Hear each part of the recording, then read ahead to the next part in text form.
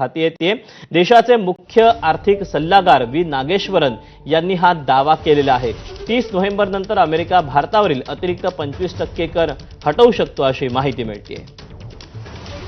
याबद्दलचे अपडेट जाणून घ्या। सोमेश कोलगे आपल्या सोबत आहे। सोमेश, काय नेमक्या घडामोडी घडतायत?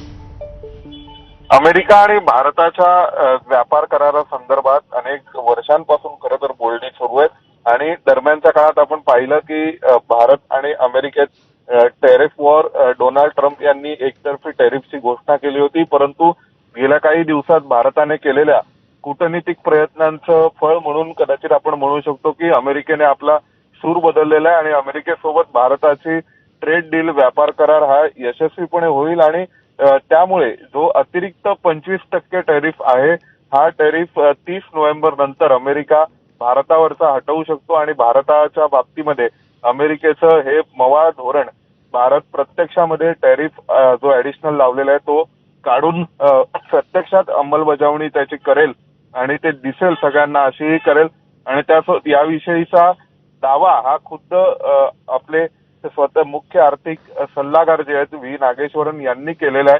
त्यामुळे हा दावा शासकीय सूत्रांकडून करण्यात आलाय आणि विशेष म्हणजे 25% अतिरिक्त टॅरिफ ही भारतावरचा हटवला जाणार आहे। ही भारतीय बाजारासाठी एक आनंदाची बातमी आहे।